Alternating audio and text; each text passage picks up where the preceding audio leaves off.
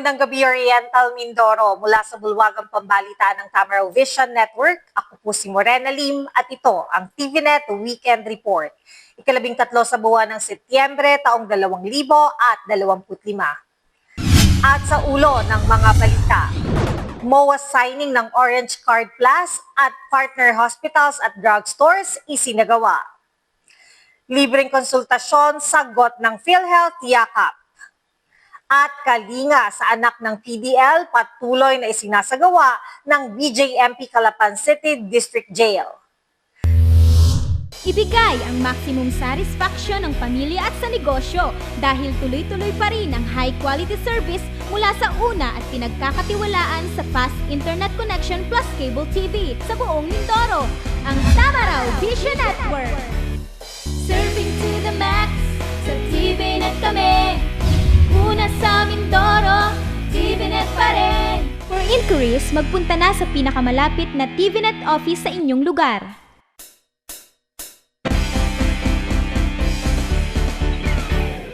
Sa detalye ng ating mga balita, sa pagpapatuloy ng kapehan sa Bagong Pilipinas sa ilalim ng Philippine Information Agency Mimaropa, inilatag ng PhilHealth Oriental Mindoro ang kanilang mga serbisyo para sa mamamayan.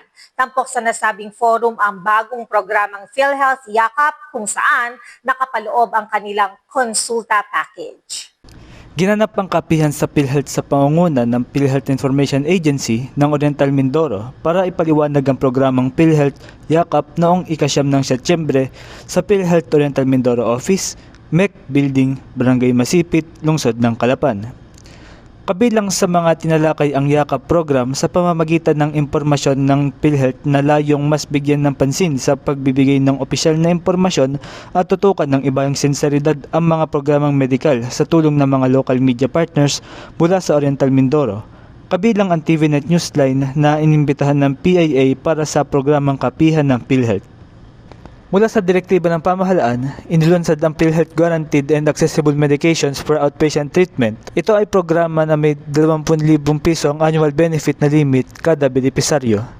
Maaaring gamitin ang Yakap program ang kung saang nakapaloob ang konsulta package basta't nakarehistro ang miyembro sa Yakap program at may reseta mula sa PhilHealth Accredited Doctor. Ipinaliwanag ni Chief Social Insurance Officer Maria Neresa C. Reganit ng PhilHealth officers na ang Yakap Yaman Kalusugan para sa malayo sa sakit ay isang ganap na universal healthcare. Layuning higit pang maiparamdam sa bawat Mindoreño na hindi lang sa pagpapaospital magagamit ng PhilHealth. Bagkus, titiyakin ng Yakap na magkaroon ng pagpapakonsulta ang bawat miyembro ng PhilHealth para sa akreditadong doktor ng kahit isang beses sa isang taon sa mga PhilHealth accredited clinics.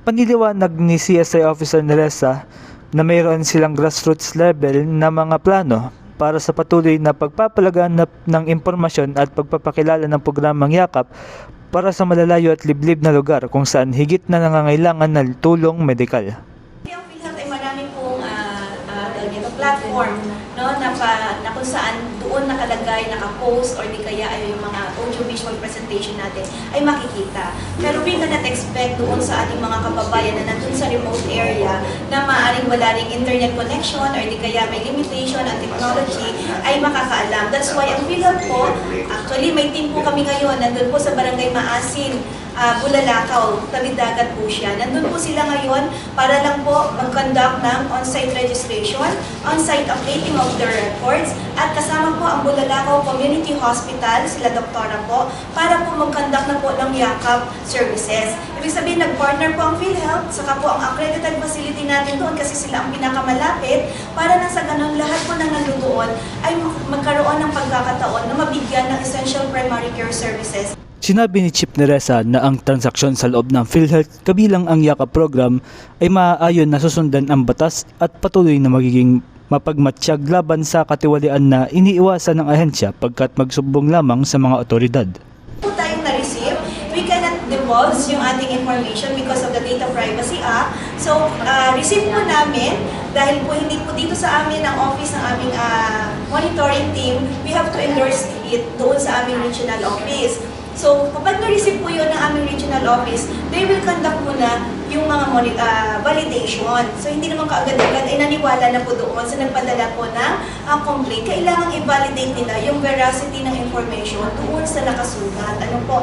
Then, kakausapin para po magkaroon ng dialogue at doon po sa Section 38, Article 38 or Section 38 of UHC Law, nandun po yung mga sanction ng ating mga, meron po sa employers, yung mga business establishment, meron po sa mga healthcare providers natin, doctor man or di kaya ay hospital, meron din po sa mga members na nakikipagsabwatan po sa ating mga facilities kung meron. So may mga sanction at may mga penalty po doon na naka-indicate kung magkano at kung anong magiging sanction.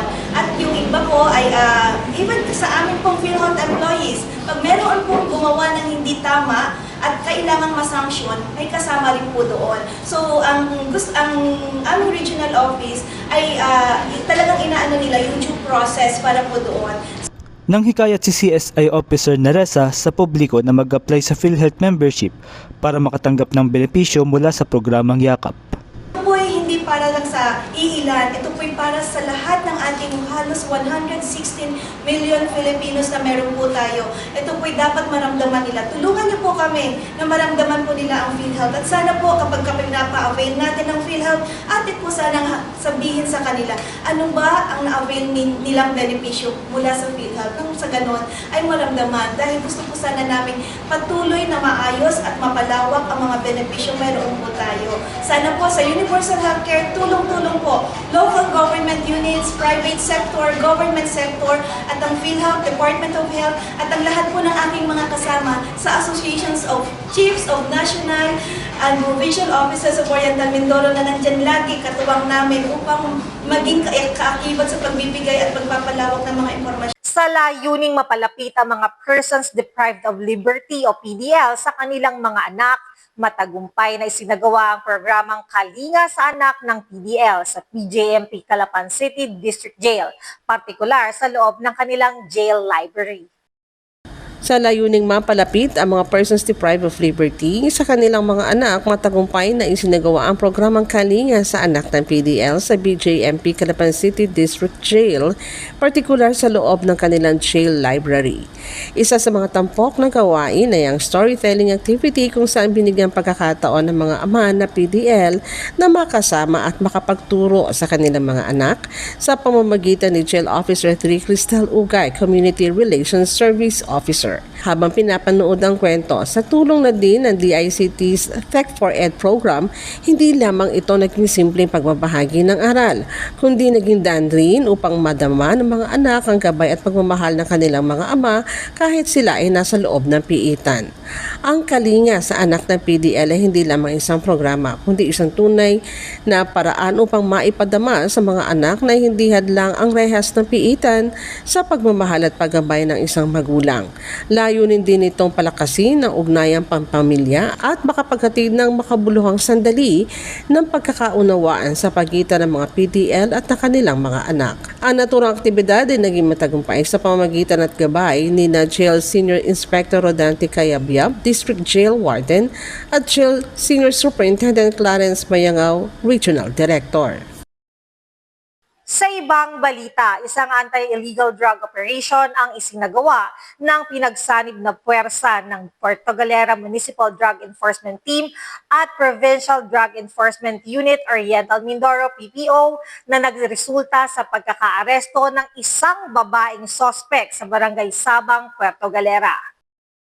Isang anti-illegal drug operation ang isinagawa ng pinagsanib na puwersa ng Puerto Galera Municipal Drug Enforcement Team at Provincial Drug Enforcement Unit Oriental Mindoro PPO na nagresulta sa pagkakaaresto ng isang babaeng suspect sa isinagawang bypass operation ika-5 na Setyembre sa Barangay Sabang, Puerto Galera, Oriental Mindoro. Kinilala ang 39 na taong gulang na suspect na isang mananayaw at residente ng Barangay Sinandigan sa Puerto Galera. Nakumpiska mula sa kanya ang mga sumusunod, isang pirasong heat seal transparent plastic sachet ng hinihinalang shabu na nabiling ebidensya sa operasyon.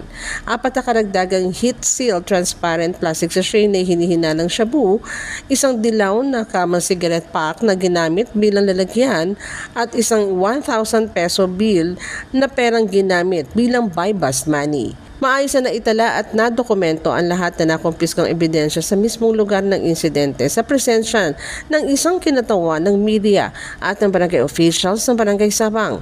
Ang suspect at mga nakuhang ebidensya ay dinala sa Puerto Galera MPS para sa kaukulang dokumentasyon at kalaunan ay inilipat sa PDEA Mimaropa para sa pagsusuri at drug test examination.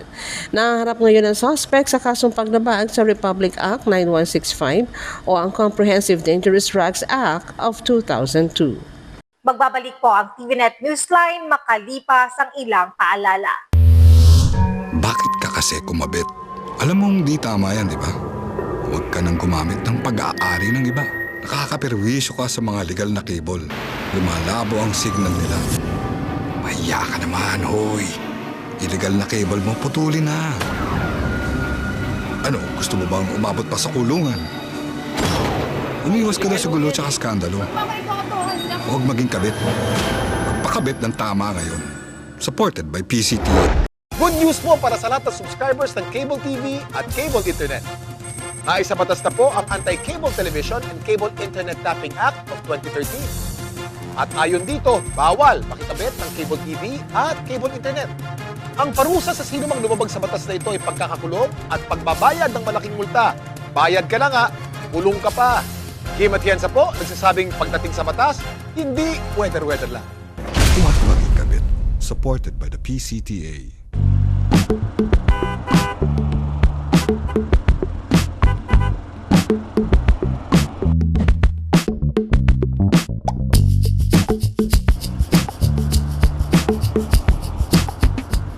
Ibigay ang maximum satisfaction ng pamilya at sa negosyo dahil tuloy-tuloy pa rin ang high-quality service mula sa una at pinagkakatiwalaan sa fast internet connection plus cable TV sa buong Mindoro, ang Tamaraw Vision Network. Serving to the max, sa TVNet kami. Una sa Mindoro, TVNet pa rin. For inquiries, magpunta na sa pinakamalapit na TVNet office sa inyong lugar.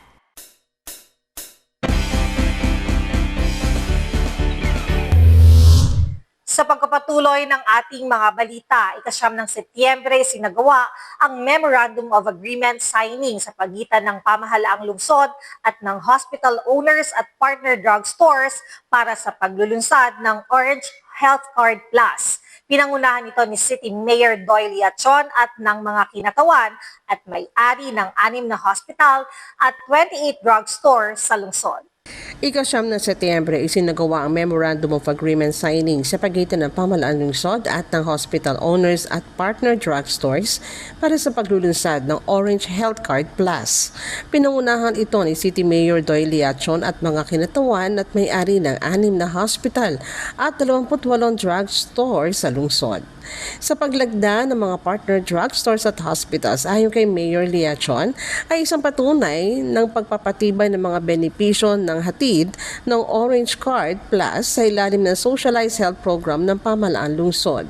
Ganun rin isang katuparan sa mga pangakong binitawan nakaraang panahon ng halalan.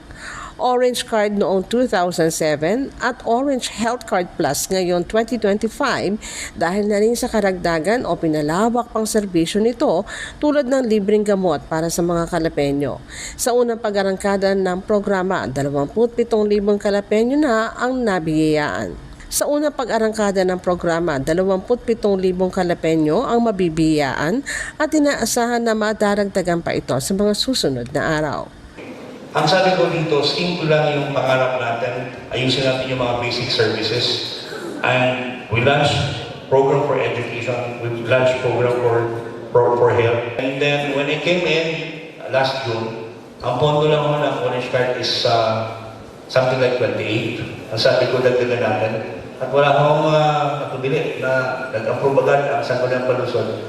We added another 30 million para sa pondong ito. And we promise to you, until next year, pupunuin namin ito para mas ibigay namin ng mas todo. Because I cannot understand why that city or health needs of our people should be a privilege. It's not actually a privilege. It should be a right. A right dependent on us is rooted on that right. Kaya sabi ko, ngayon ho, pagpipirmahan tayo, Kayo po ang aming katulong dito na magbigay ng benepisyo for about, more or less about 27,000 individuals ng lungsod na Calapan. Ayon kay Darwin Hernandez, OIC ng City Socialized Medical Healthcare Program, bago pa man ang MOA signing ay nauna nilang naisagawa ang paglilibot sa mga barangay para sa health card profiling kung saan ani ay positibo ang naging pagtugon dito ng mga Calapeño. Bukod sa mga partner hospitals at drugstores, sinaksihan rin ang nasabing gawain ng mga city councilors, city government department heads, barangay officials at ilang pang konsernadong grupo at individual. Tampok rin ng Orange Health Card Plus program sa gaganaping Maayos na Barangay Sigurado o MBS Serbisyo on Wheels sa September 15, araw ng Lunes sa Calapan City Plaza Pavilion. Samantala, singkad man ang init ng araw, ganap na 2:00 ng hapon ng ika-4 ng Setyembre, isinagawa ang isang kilos protesta laban sa large-scale dredging sa lalawigan. Pinangunahan ang nasabing kilos protesta ng Coalition Sagip Mindoro, katuwang ang ilan pang makakalikasang grupo at sibikong organisasyon sa lalawigan. Singkad man ang init ng araw, ganap na 2:00 ng hapon ng ika-4 ng Setyembre, isinagawa ang isang kilos protesta laban sa large-scale dredging sa lalawigan. Pinangunahan ang nasabing kilos protesta ng Koalisyon Sagip Mindoro, katuwang ilang pang mga makakalikasang grupo at sibikong organisasyon sa lalawigan. Mula sa sektor ng mangingisda, residente ng mga apektadong lugar, lider ng mga organisasyon at lider politiko, iisa ang panawagan ang pagtutol sa sea dredging. So kami po ay narito upang makiisa sa malawakang sea dredging na gagawin pa ngayong sunod na linggo. So kami po ay talagang pagka ang barko po ay nandyan at nagkakarga ng buhangin, sobrang ingay po. Malaki po ang epekto nito sa amin. Dahil ang mga isda po ay labog na labog. Bumabagsak na po ang aming mga puno ng niyog. Iyon po ay aapat na hakot pa lang ng barko ang buhangin. Nagtitibaga na po ang mga nyog sa aming lugar. Kung mabibisita po ninyo, pati po ang aming mangrove plantation, nagigiba na rin po. Dahil sa sea dredging na yan. So kami po ay talagang malaki ang epekto sa aming mangingisda, lalo na po yung mga mangingisdang walang makina na may mga bangka na hindi makalaot. Diyan lang po sa bunganga ng buka na nangingisda. Kapag nandiyan po ang barko, hindi po sila makapangisda, takot din po. Ako po mismo ay nasa tabing dagat ang bahay. 4 na bisis na pong umatras ang bahay ko. 4 na barkong buhangin pa lang yung nakukuha. Paano na po kami? Paano na po? Kami mahihirap lang. Ang hanap buhay ko po'y magtitinda ng isda. Doon po ako nabubuhay, doon ako tumanda, doon ako nagkaasawa. Paano itong aking mga apo na pinapag-aral ko? Walang ama. Ako lang ang nagataguyod at ang aking anak. Paano kung mangyayari ang dredging na yan? Paano na kami? Sana po naman ay tulungan ninyo kami. Magkaisa po tayo, yun lang po ang hiling ko. Kahit tayo mahihirap, luwaban tayo para sa magandang layunin ng ating pamahalaan. Kawawa po kami. Pahayag ng pagsuporta sa panawagang pagpapatigil ng dredging activities sa lalawigan ng Oriental Mindoro. Ang Kubayi Oriental Mindoro ay isang grupo o samahan ng kababaihan at kalalakihan na nagsusulong ng gender equality at lumalaban sa lahat ng uri ng karahasan sa mga kababaihan at nagpapahayag ng mahigpit na suporta sa panawagan at pagkilos sa iba't ibang organisasyon ng sektor ng Oriental Mindoro para sa pagpapatigil ng malawakang dredging sa bayan ng Gloria, Bansud, Bungabon at iba pang bayang binabalak hukayin na nagdudulot ng ibayong pinsala sa kalikasan at kabuhayan ng ating mga Mindoreños na naninirahan na malapit dito. Sa kasalukuyan, ang dredging na isinasagawa sa mga nabanggit na bayan ay nagresulta ng masamang epekto. Naniniwala kami na ang totoong dredging sa kailugan man o sa dagat ay magiging epektibo lamang sa pagbawas ng baha kung ito ay bahagi ng isang komprehensibong plano at pamamahala ng watershed at kalikasan. Bukod dito, isa sa pinaka-importanteng rekisito ng isang programa o proyekto ay ang social acceptability at ang aktibong partisipasyon ng mamamayan mula sa pagpaplano, implementasyon, monitoring at evaluasyon. Kung mismong ang mga naninirahan sa mga apektadong lugar ay nag-aagam-agam at pagtutol sa dredging ay dahil sa kanilang aktual na karanasan, marapat lamang na ipatigil ito at magsagawa ng kaukulang pagsusuri at masusing pag-aaral kung talagang ang dredging baga ang solusyon sa pagbaha sa lalawigan. Nananawagan kami at kumakatok sa konsyensya ng mga halal na opisyal ng lalawigan na pakinggan ang hinaing ng ating mga kababayan, maliit man o malaki man ang kanilang bilang, higit kanino man, sila ang aktwal na nakararanas ng masamang epekto ng dredging sa kanilang buhay. Sama-sama nating protektahan ang kalikasan, mabuhay ang mamamayang nagmamahal sa kalikasan. Magandang araw po sa inyong lahat. Malinaw ang posisyon ng IBP na una, ang project na ito dapat ay naayon sa batas. Yung nangungunang batas sa ating na nag-a-apply sa mga pagkuha ng mga mineral ay siyempre yung Philippine Mining Act. Yun. Tapos pangalawa, dapat yung mga tao, kung may hinaing sila tungkol dito, ay karapatan ng mga tao na magpahayag ng kanilang mga saloobin. At yan dapat ay ginagalang ng lahat ng sektor, puro ka man or anti-ka man, doon sa issue ng dredging. Ang mayor po ng lungsod ng Calapan ay tumitindig dito kasama po ninyong lahat na gustong ipaalam na ang lungsod ng Calapan at ang pamahalang lungsod ay kaisa ninyo sa pangangalaga ng kalikasan. Pangalawa, ang lungsod ng Calapan po ay nagpasa na ng resolusyon. Partikular ang City Council, ang Sangguniang Panlungsod ng Calapan ay nagpasa ng resolusyon at ordinansa laban sa sea dredging at pagmimina ng buhangin dito sa lalawigan ng Oriental Mindoro. Atin pong hinihimok ang lahat ng pamunuan sa lahat ng mga bayan, natin pong tindigan, hindi lang ito ang issue para sa atin, partikular sa atin, kundi sa ating mga anak at sa kinabukasan ng ating dalawigan. Napakaganda po ng ating dalawigan, atin po itong protektahan. At gusto ko lang po ipabatid sa inyo na sa ganang lungsod ng Calapan, ay kami ron po ay sigurado ko kahit isang minuto, walang matutuloy na dredging po sa lungsod ng Calapan. At protektahan natin ang ating lalawigan. Unahin muna natin ang ating kalikasan, pero ganun pa man ay tinututukan din natin para lahat ng pagkakataon, mga hensya ng gobyerno magtulong-tulong para ayusin ang ating pagbaha. Pero kung ang solusyon ay ganoon, ay dapat hindi ang maging tunay na motibo ay para sa pagliligtas ng buhay at kabuhayan ng ating mga kababayan. Maliwanag ho ang posisyon ng city government at ng lungsod ng Calapan at ating pong nilalabanan itong paglabag sa ating kalikasan at sa ating buhay at kinabukasan ng ating mga Mindoreño. Tayo po'y naharap muli sa ganitong pagtatangka na naman ng pagkasira ng ating kalikasan at ng ating kapaligiran. Nung panahon ng kampanya, nung 45 days, nakita po natin na sinisimulan na o nag-test dredge dito sa bayan ng Gloria, kaya umaalma at sumisigaw ang ating mga kababayan na sana na may huwag matuloy ito.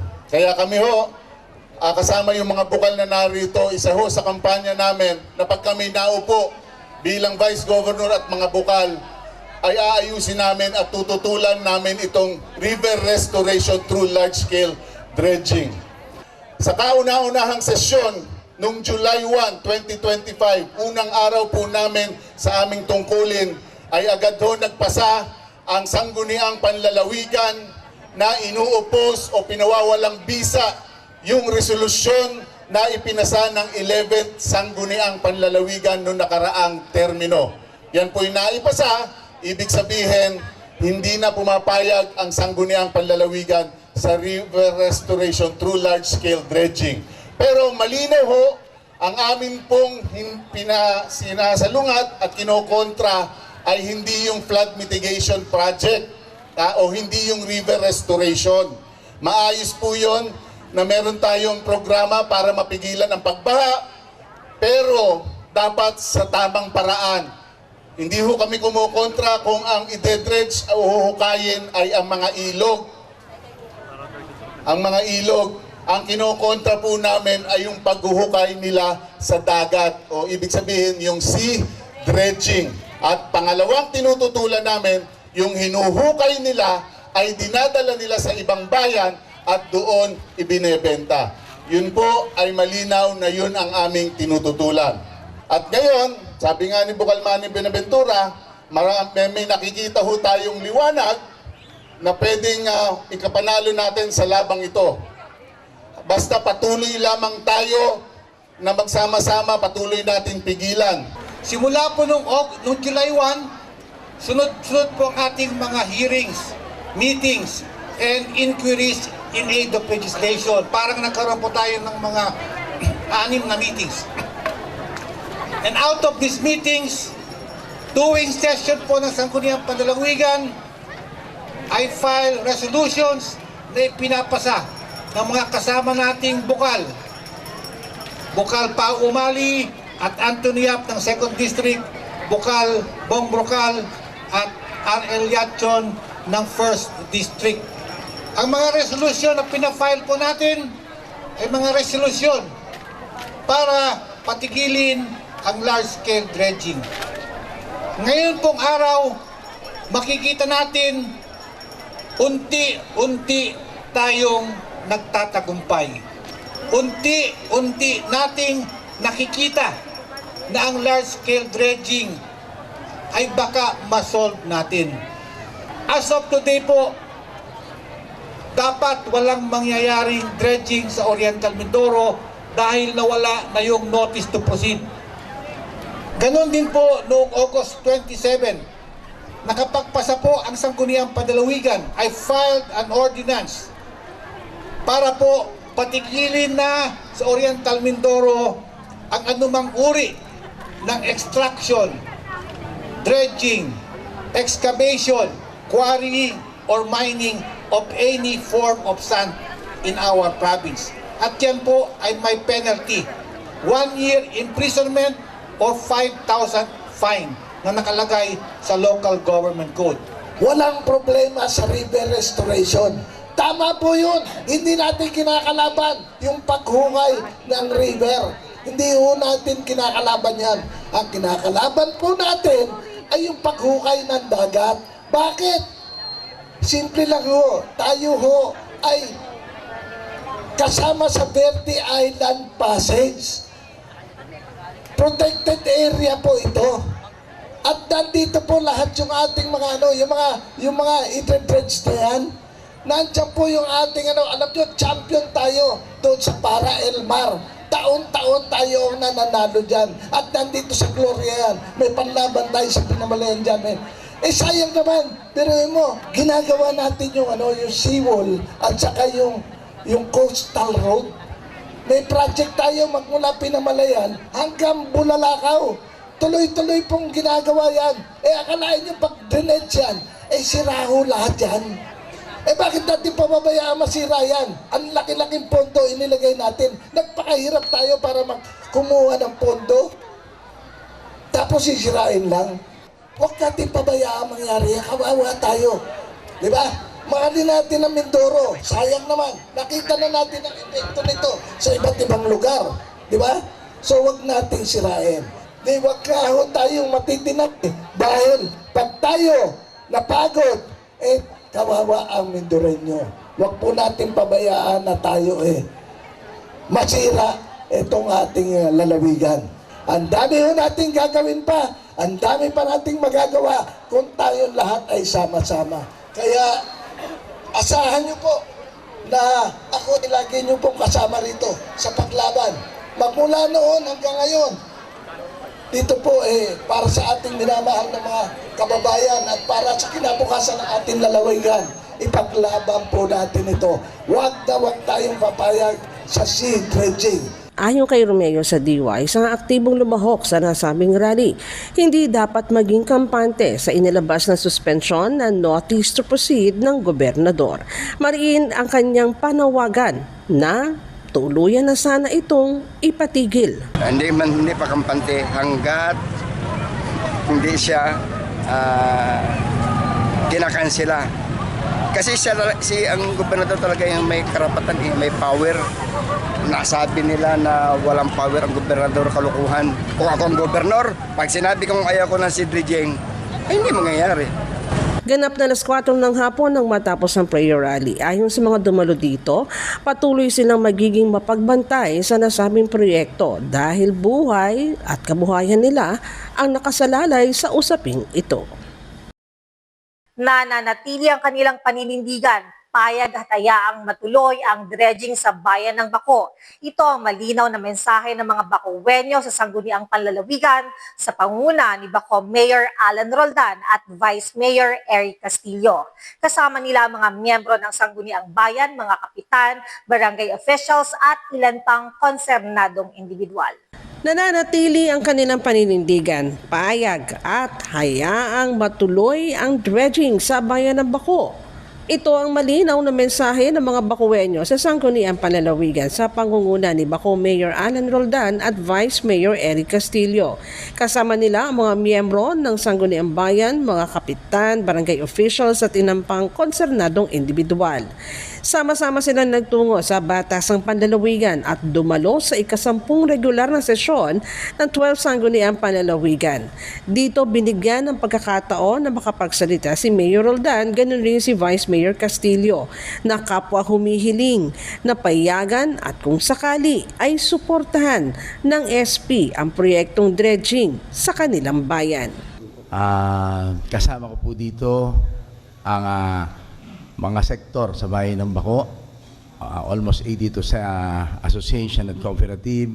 Andito rin din po ang aming Vice Mayor, Eric Castillo, kasama po ang ABC President, kasama rin po ang halos lahat ng punong barangay sa bayan ng Baco, sa mga konsehal ng barangay, andito rin po.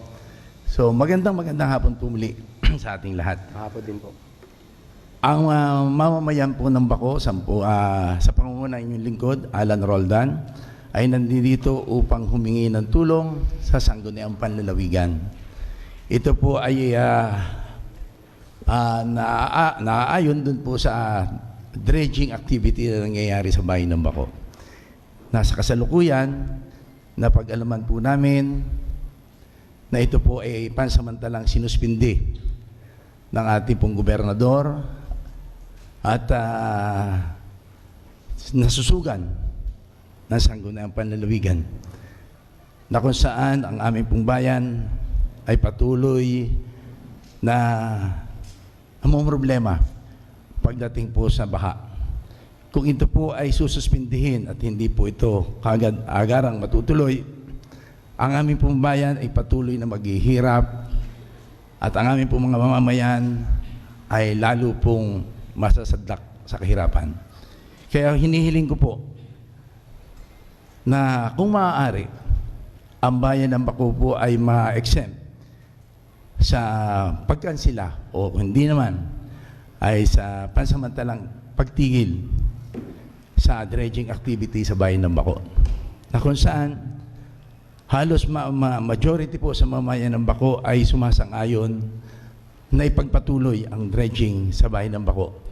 At kung ito man po ay maaaring maging dulot ng kapahamakan sa aming bayan, agad-agaran po kami po ay aming ipatitigil ang nasabing dredging sa bayan ng Baco. Ng bayan ng Baco ay nandito rin sa inyong harapan. Kapareho ng kanyang apela na baka po pwede na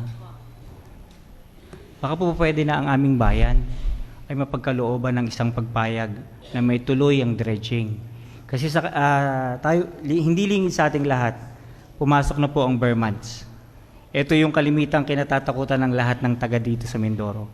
Na pagpasok ng bare months, nandiyan na yung kabi-kabilang unos, ang mga bagyo. At katulad nito ay yung pag-ulan na malimit. Nakalimitan kapag ito'y nangyayari ang aming bayan ang unang-una at alam nating lahat na nasasalanta. Kasi nandun kayo kapag bumabaha, kasama kayo sa mga relief operation na ginagawa sa amin. Kasama po namin ang buong sangguniang barangay, ang asosasyon ng mga barangay captains, ang ating sangguniang bayan kumpleto, naninikluhod sa inyong lahat. Napagbigyan nyo kami na masimulan ng dredging sa aming bayan. Ito po ay isang pangako namin dalawa ni Mayor, kasama ang sangguniang bayan at ang ABC, na kung sakasakaling mayroon talagang problema, ang dredging, kami mismo ang mangunguna para ipatigil ito. Pero kung yun lang ang nakikita naming paraan para maibsan at masolusyonan ang problema namin sa pagbaha, kasama po namin ang iba't ibang sektor nasa labas, nasa initan, nagtsatsaga para ipakita sa inyong lahat na silang lahat ay sumusuporta para ituloy ang dredging sa aming bayan.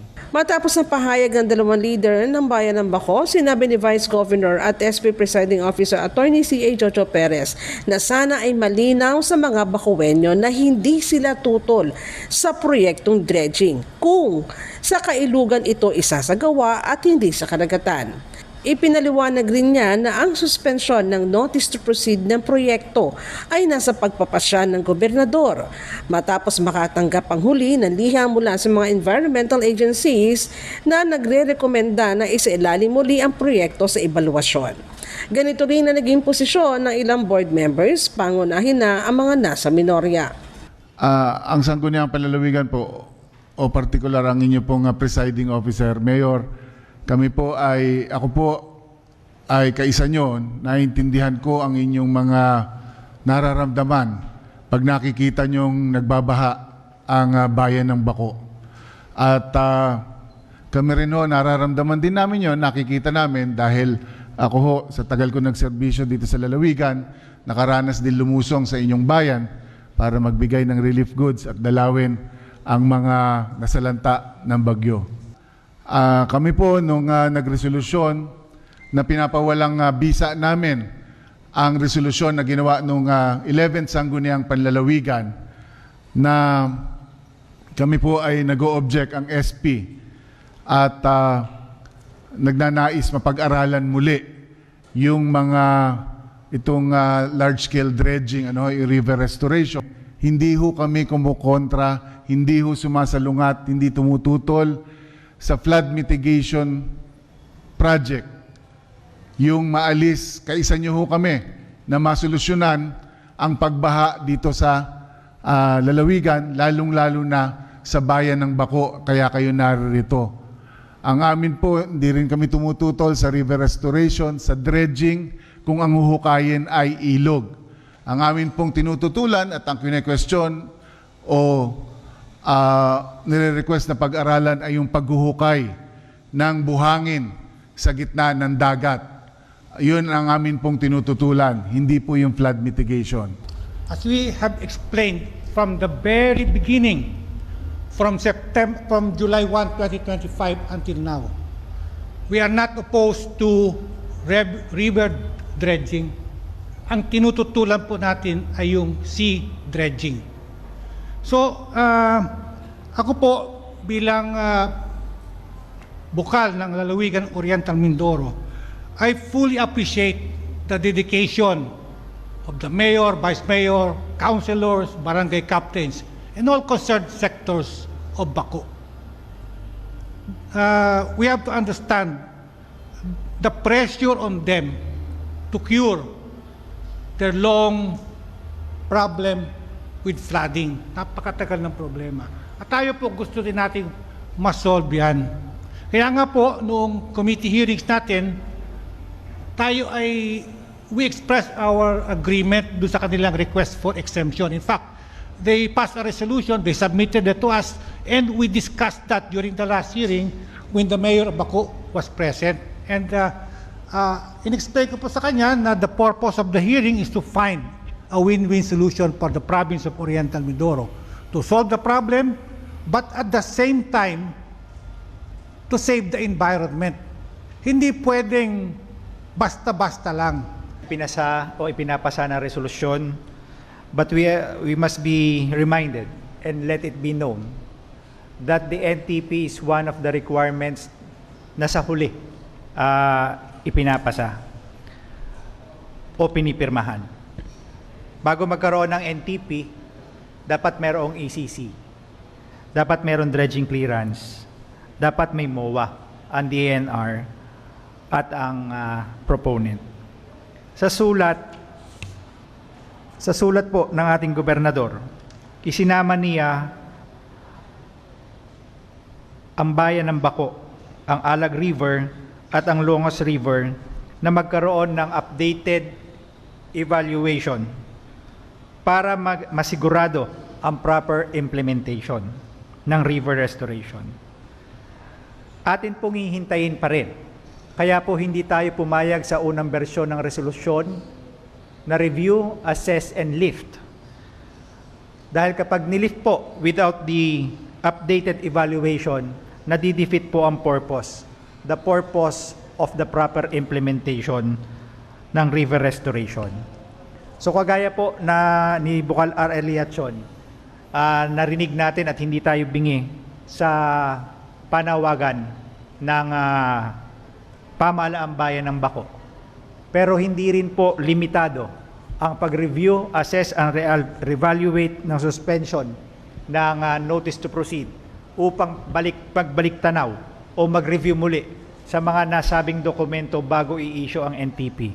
Ganon din po ang mga resolusyon ng barangay sa bayan ng Baco na nagbibigay ng pagtutol sa proyektong river restoration through large-scale dredging. Muli po, ang inyo pong lingkod ay mananatiling magbabantay at mananatiling mangangalaga ng ating kalikasan. Maraming salamat po. Ganun pa man, isinulong ni PCL President Bukal Marion Marcos ang resolusyon na nagpapahayag ng suporta at simpatya sa kahilingan ng mga Bacoeño at ganoon rin ang paghiling kay Gobernador Bons Dolor na balikan at repasuhin ang hakbang nitong isuspindi ang NTP ng large-scale dredging project ng Bird's Nest Corporation sa bayan ng Baco.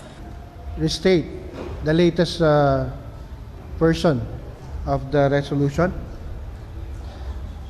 I move to pass a resolution supporting the call of the people of Baco, represented by Municipal Mayor Alan Roldan and Sangguniang Bayan, headed by Vice Mayor Eric Castillo, together with barangay officials and representatives of different sectors in their appeal to Governor Bons Dolor to review, assess, and reevaluate the suspension of the Notice to Proceed, NTP, of the River Restoration Program for the rivers in the municipality of Baco, subject to compliance with all existing laws, rules, and regulations. I so move, Mr. Presiding Officer. On motion of Board Member Marian Marcos, seconded by Board Member Jom D. Mapilis, Board Member RJ Recto, Arago, Dolor, Ilano, Ruga, Aleli Kasubuan, objection, Pau Umali, second, Areliachon and Bong Brucal, second then objection, Board Member Anthony Yap, Board Member Pinaventura, and Board Member Pau Umali, and ang isang one abstention from Board Member Lagtum.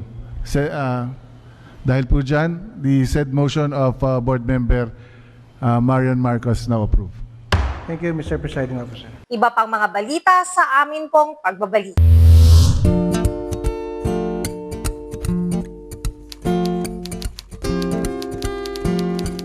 Inday, pakiligpit nga itong mga kinalat ng mga bata. Noon, gusto ko makapag-aral. Pero walang oras dahil full-time ang trabaho ko. Pero ngayon, dahil sa online classes ng Solar Learning at DepEd Alternative Learning System, natupad na ang pangarap kong makapag-aral. Good day, ka-learners! Welcome to another episode. Hindi ko na kailangan pumasok sa eskwelahan. Nakakapag-aral ako sa oras na gusto ko. Anytime. Nagkaroon ako ng second chance sa pag-aaral. At dahil recognized ito ng DepEd, sigurado ako sa diploma. This lesson, You should be able to. you learned about the persons. Sa wakas, matatapos ko na ang high school ko. Ay, salamat din nga pala kay ate. Ina-sponsor niya ako na ma-enroll sa Solar Learning.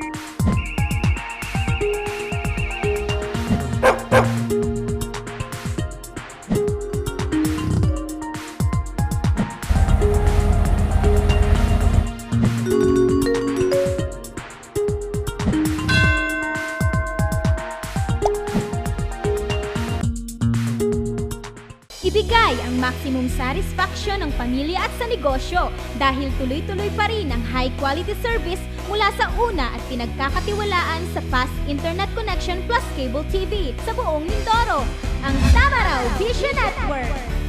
Serving to the max, sa TVNet kami. Una sa Mindoro, TVNet pa rin. For inquiries, magpunta na sa pinakamalapit na TVNet office sa inyong lugar. Ikadalawa ng Setyembre sa ginanap na kapihan sa Bagong Pilipinas ng Philippine Information Agency Mimaropa, humarap sa local media ang tanggapan ng Philippine Charity Sweepstakes Office Oriental Mindoro sa pangunguna ni Augusto B. Tordillos, branch head ng nasabing tanggapan upang ilahad ang kanilang mga serbisyo para sa mamamayan. Ang detalye sa ulat na ito. Ikadalawa ng Setyembre, humarap sa local media ang tanggapan ng Philippine Charity Sweepstakes Office Oriental Mindoro sa pangunguna ni Augusto Tordillos, branch head ng nasabing tanggapan. Ayon kay Tordillos, ang PCSO ay isang ahensya ng pamahalaan sa Pilipinas na itinatag upang magpatakbo ng mga laro gaya ng loto, sweepstakes at iba pang fundraising games. Makalikom ng pondo mula sa mga larong ito at maglaan ng tulong pinansyal at medikal sa mga nangangailangang mamamayan, mga hospital at iba pang institusyon. Ganun rin ang magsagawa ng mga programang pangkawang gawa at tumulong sa mga biktima ng sakuna at kalamidad. Sa kasulukuyan, ayon sa PCSO Oriental Mindoro, mayroong 51 lotto agent sa lalawigan at isang small town lottery authorized agent corporation. Ang kanilang tanggapan ay nagbibigay tulong medikal at iba pang tulong sa mga bayan at lungsod na mayroong lotto outlet. Ang kita ng PCSO ay binabahagi ayon sa pulisiya, ayon pa rin sa naturang opisyal. Yung institutional partnership program. Yung institutional partnership, yung may mga parang bahay ampunan, dito sa atin, Aruga Kapatid, Rural Foundation, mga gano'n. Binibigyan namin ng regular benefits. Mag-a-apply lang sila, tapos bawa sa isang taon kailangan nila ng 1 million. Bibigyan natin sila. In tranches lang yun. De-liquidate lang nila yun, tapos renew ulit. Pang-bayad yun, o pang-maintenance nila yun sa mga needs ng mga clients sila. Kung matatanda, gamot ang matatanda, mapagkain. O sa mga bata naman, mga gamot din nila. O kung mga school needs sila, mga sa operation ng center. Isa pa yung medical transport vehicle program. Yung nakikita nyo dyan sa kalsada, yung patient transport vehicle. Yun. Sa PCSO lahat yung dali. Samantala para sa mga mangangailangan ng tulong mula sa PCSO, ayon kay Tordillos ay mas pinadali ang proseso. Online na ang aplikasyon at agad ring mabibigyan ng tulong pinansyal sa pamamagitan ng guarantee letter. Sa kami ng online map noong June 6. Okay. Ngayon, ang proseso niyan, wala kami doon magawa kasi trust ng PCSO yun to digitalize. Lahat online na siya. Yan. Ngayon, yung processing niya, sa www.pcso.gov.ps. Nablinas naman namin yung through Facebook, pati sa website din namin. Every time na may draw sa lot or pinapalala na online na, yun ang ano. So binuksan yung ng patient, ng client, www.pcso.gov.ps. Lalabas yung services, nandun yung online map application. Pag clinic niya yun, nandun na rin yung paano, how to register muna. Register muna. I-create ka ng password, username. And then, apply na. Apply. Pipilapan niya na yung application form doon. Online na din. Then, upload yung requirements. Matik yun. Kahit siya nasa Manila, dito na hospital yung patient niya. Paglagay niya doon ng name of hospital, diba? Nasa Manila siya. Sabi ng anak niya, i-online mo ko doon. Pasok sa amin yun, dito sa Calpan. Ganun din, pag nandito naman siya, ang hospital niya may nasa Mary Midjatrick sa Lipa, hindi siya makakain sa amin. Iba pa ito na system sa Lipa branch. So pagdating doon, bubuksan ng social worker yung website. Kalagay na naka-queue siya. Ano ko ilan sila. I-review yung documents. Tapos i-approve niya na yung, i-recommend niya sa akin yung kung magkano. Pagbukas ko naman ng system kasi may access ako, i-click ko lang yun. Kapag piprint na ng galat nila. Ngayon, may mga challenges kasi bago pa lang siya. June, July, August pa lang. Number one na challenge, yun nga, accessibility. Ang ginagawa ng hospitals, like sa dito, sa Dr. Wele, sa NMG, nag-allocate sila isang desktop with scanner para sa patient. So, hindi maka-access, doon na gawin. Diretso sa akin. Ang Australia, tinutulungan ng social worker na magkapadala yung patient. Kasi dapat yung bytes lang nung upload mo, hindi ganun kalaki.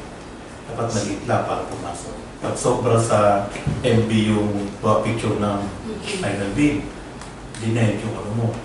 Bukas ka na ulit.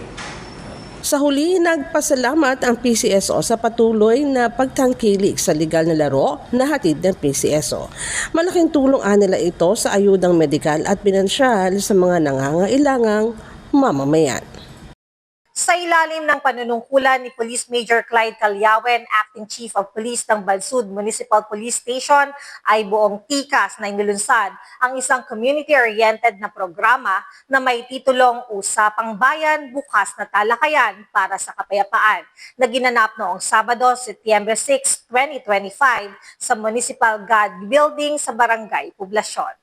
Sa ilalim ng panunungkulan ni Police Major Clyde Calyawen, Acting Chief of Police ng Bansud Municipal Police Station, ay buong tikas na inailunsad ang isang community-oriented na program na may titulong Usapang Bayan, Bukas sa Talakayan para sa Kapayapaan na ginanap nakaraang Sabado, ika-6 ng Setyembre sa Municipal God Building sa Barangay Poblasyon. Kabilang sa nakapaloob dito ang Project Tahimik Roads o ang Traffic and Acoustic Harm Intervention through Multisectoral, Inclusive and Keen Enforcement for Resilient, Orderly, Accident-Free, Disciplined Streets na nakaangkla sa Community and Service-Oriented Policing Framework.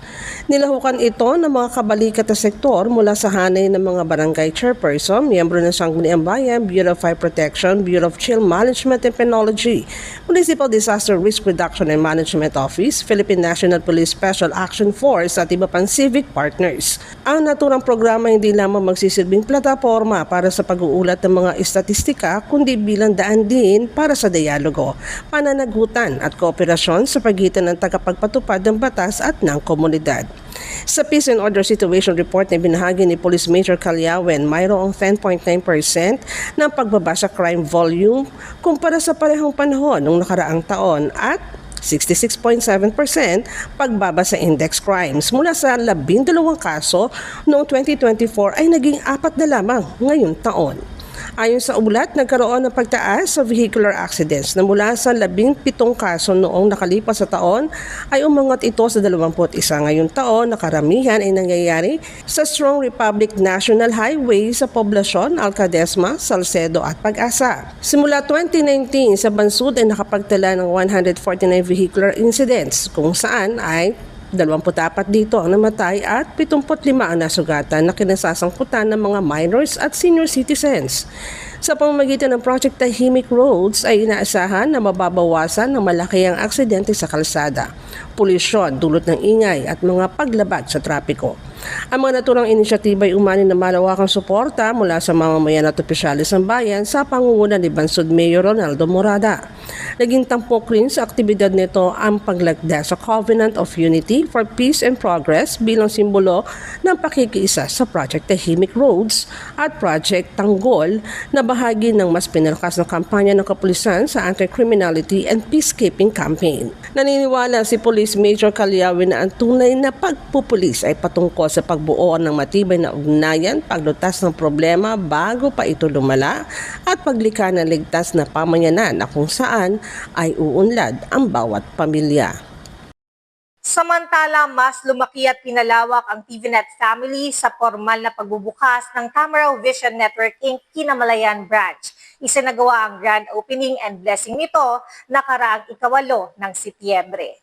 Mas lumaki at lumawak pa ang TVNet family sa formal na pagbubukas ng Tamaraw Vision Network Incorporated Pinamalayan Branch. Isinagawa ang grand opening and blessing nito nakaraang 8 ng Setyembre sa Barangay Poblacion sa pangunguna ni TVNet President Romeo Medina, kasama sina TVNet Directors Rick Benson Marasigan, Osias Navarro, Ramon Rocamora, mga kawani at ilang pang bisita. Ang TVNet Pinamalayan ng ikasyam na bayan sa lalawigan kung saan matatagpuan ang tanggapan ng Tamaraw Vision Network. Kabilang sa mga branches nito ang Puerto Galera, San Teodoro, Baco, Nawan, Victoria, Pola, Rojas at Mansalay. Sa mensahe ni TVNet President Medina, sinabi niya na sa panahon ngayon, ang pagkakaroon ng maayos na koneksyon ay hindi na luho, kundi isang pangangailangan. Sa pagbubukas ng bagong branch, asahan niya ang lalo pang pinahusay na pagbibigay serbisyo sa bawat isang subscriber at sa komunidad. Hatid ang TVNet Fiber Max sa bayan ng Pinamalayan, ma-enjoy na ng mga Pinamalenyo ang high-speed internet na perfect choice para sa trabaho, school, streaming at kahit sa bonding moments ng bawat pamilya. Silipin natin ang ilang naging kaganapan. Sa ngala ng Ama at ng Anak at ng Espiritu Santo, Amen. Sumainyo ang Panginoon. Ipinahayag ni Kristo ang dakilang karangalan ng paggawa nung siya magkatawang tao bilang anak ng manggagawa, at sa pamagitan ng pagiging manggagawa, hinalil ni Kristo ang pagkapala ng sumpang dulot ng kasalanan sa tanang gawain ng sangkatauhan sa ating paggawa na may matapat na loob ng ating iniharap sa Diyos ay ang kadalisayan ng ating paglilingkod at ang magpapatuloy ng ating paglahok sa paglikha at pagtubos sa pamagitan ng Panginoong Hesus. Purihin natin ang Diyos at tilingin natin kanyang pagkapuri, ang buong na siyang pinangyayarihan ng ating gawain. Paspasan niyo po ang opisinang ito sa ngalan ng Ama at ng Anak at ng Espiritu Santo. Amen.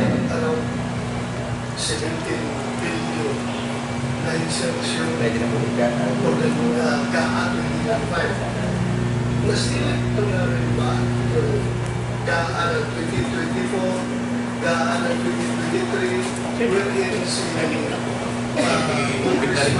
One, two, three. Para sa amin ang kaharian mo, sundin ang loob mo dito sa lupa para na sa langit.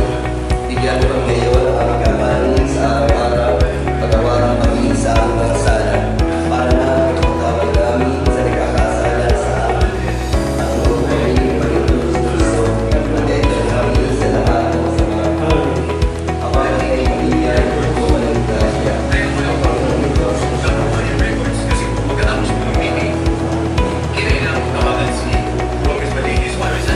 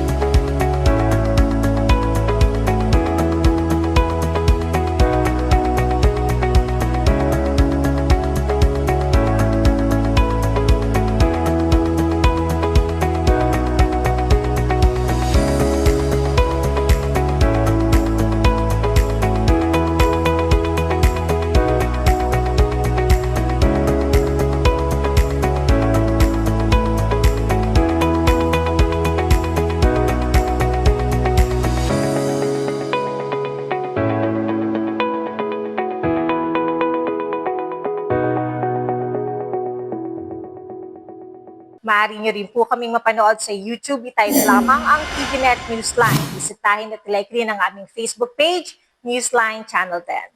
At yan po ang kabuuan ng mga balitang nakalap ng Newsline staff and crew sa mga nakalipas na araw. Para po sa inyong comments o suggestions, mga balita at impormasyon na nais ninyong iparating sa aming programa, tumawag po lamang sa 043-288-4240. Ito po ang TVNet Newsline, katotohanan at serbisyo, hatid sa mga Mindoreño.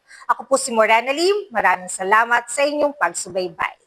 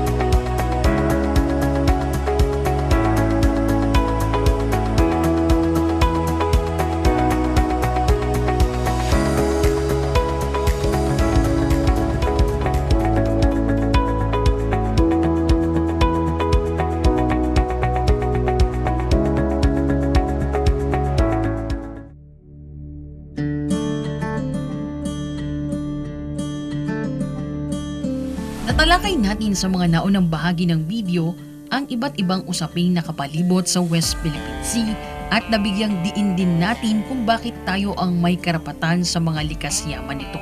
Kaya kailangan natin itong alamin, ipaglaban at suportahan. Dahil ito ang ating karagatan, ito ang ating karapatan, ito ang ating kinabukasan. Ang West Philippine Sea ay parte ng ating pagkakakilanlan. Ito ay mahalaga sa ating national integrity at soberanya. Ang mga isla natin sa Kalayaan Island Group ay nagsisilbering proteksyon natin laban sa mga panghihimasok na maaring magdulot ng panganib sa pambansang seguridad. Ang West Philippine Sea rin ay nagsisilbing pangunahing pinagkukunan natin ng pagkain, enerhiya at hanap buhay. Kaya nakasaad sa ating saligang batas na dapat natin itong protektahan dahil ang yamang dagat nito ay para lamang sa mga Pilipino. Maaari tayong gumawa ng mga hakbang katulad ng pagpapalaganap na hindi wasto ang historical claims ng China at walang basihan ang iginigiit nitong 9-dash line. Kumilos tayo sa panuntunan ng ating batas at pag-aralan ang saklaw ng ating karapatan. Hindi lamang ito karagatan na estratehikong daluyan ng pandaigdigang kalakalan. Ito ay kabuhayan ng maraming Pilipinong mangingisda at isa sa mga haligi ng maunlad na ekonomiya. Maging mulat tayong mamamayan, magsikap, gisingin ang natutulog na kaisipan, magkapit-bisig sa pagsasanggalan ng ating karapatan. Huwag tayong magkibit-balikat at huwag tayong patitinag sa anumang nais humadlang sa kaunlaran ng ating kinabukasan. Palaganap ang katotohanan, isulong ang mapayapang rehiyon, at magtulungan upang tiyakin ang ating kasarinlan para sa ikabubuti ng ating sambayanan. Pagtitibayin at palalaguin natin ang kamalayan at kaalaman ng buong bansa at titiyakin na maipapasa natin ito sa ating kabataan at ating susunod na mga salinlahi.